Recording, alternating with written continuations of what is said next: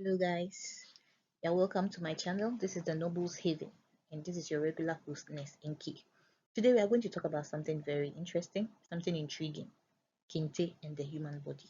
Have you ever thought about the comparison between Kente and the human body? What do you think about when you hear Kente?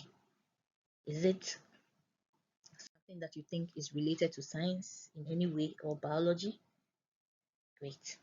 So for most people, when they think about Kente, they see kente as a fabric that represents blackness or Africanness. So when you go abroad, when people are demonstrating, when black people, especially black people, are demonstrating, they use kente as something that they wear to show that they are identified with the black people. Now when you look at this happened somewhere last year or so when the Democrats in America were campaigning or they were demonstrating against something, some social injustice. They wore kente, and as if to say they are for black people. So when people think about kente, sometimes they think about black. In Ghana, when we hear kente, we are thinking of ceremonies. Now you can see this beautiful bride here with her kente, and probably the groom behind with his kente. So kente is like synonymous to weddings, and when you go to weddings, you see several people wearing kente. Other people just like fashion, they see kente as a very beautiful fabric, and so they can use it to just express their sense of fashion, as we can see from this lovely sister here. Good. Other people also see it as fabric used to show some academic achievements. So when you see some academic gowns or apparel, you see that kente is part of the design. But in this lesson, we are just going to talk about the similarities that exist between kente and our bodies. So that the next time when you see a kente, you will not just look at it as a beautiful cloth, but it will just remind you of the organization of your body. We said the cell is the basic unit of life.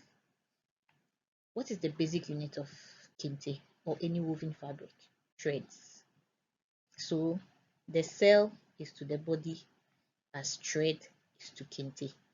So threads are like the basic unit of a kente or any woven fabric.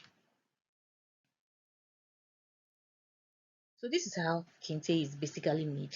We have threads that are used through or pass through a certain simple device, and the device is meant to compress several threads together to form this nice pattern of strands of fabrics, just as cells will come together to form tissues. So these threads are woven together to form strands of kente. At the end of the weaving process, this is what you have, strands of kente. At this point, you can't use any of these strands to sew a dress because they are not complete yet. They are just strands, just as tissues that are formed by several cells with similar functions cannot function wholly unless they come together to form an organ. These strands of kente cannot sew you your skirt and your blouse and your headgear yet. So we can say the tissues are similar to kente strands. Good. So this guy here is the one that is going to join several strands. Strands of similar color, shapes, and design will be joined together to form a regular 2-yard fabric. So this is what he's doing, sewing the strands together with a sewing machine to form a regular 2-yard piece. And when you get this 2-yard piece, you can use it to sew something, maybe a skirt or even a dress. So at this point, we can say that these strands that are sewn together can now function as a unit. They can now function as an organ. So the tissues, which are synonymous to the strands of kente, have been joined together to form a 2-yard piece of cloth. And this cloth can be synonymous to an organ because it can function to give you, let's say, a skirt, at least a piece of clothing from this. So this is like the organ.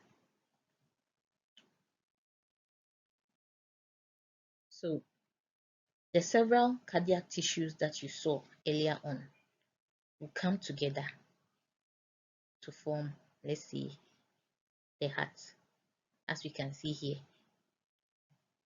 Just as you can get something out of this, a headgear, a skirt, or a dress, you can get something out of this from the heart. The heart can pump and function. But of course, we know all these tubes here are supposed to be connected to something. So the heart alone cannot form a system. Just as you can't get a blouse and a skirt and a headgear from just this 2 yards piece, you just get an organ, or you can just get one piece of clothing. So this is how kente is being sold, 3 piece or 3 sets. So from this set you can get a skirt, a blouse, and a headgear, and this will give you a complete set. Just as when you have several organs coming together to give you an organ system. So let's say you are talking about the cardiopulmonary system. You need the heart, you need the lungs, you need the trachea, you need the nose, all these things coming together to give you a system that functions to ensure that you live a good life. So for the digestive system, you need the stomach, you need the liver, you need the esophagus, to come together. So you need these 3 pieces of kente to come together for you to get a full set of attire. Am I making sense? So in conclusion, I would say that kente is a very rich fabric. It's very popular. It has a lot of symbolism for people. But at the same time, the process of making kente, when you study the process of making kente, it can help you simplify your understanding of how the human body is being organized. So when you think of kente, just think about the cell as the thread, the tissue as the kente strands, the organs as several strands joined together to form a 2 piece or a 2 yard piece cloth, and the organ system as a complete set of kente, like the one you have here. That will give you like a full set of attire: your blouse, your skirt, your headgear. Great. So tell me what you think at the comment section. If you have other analogies to explain how the human body is organized, you can also drop it there, and then we discuss. So until we meet again another day, have a nice day. Bye.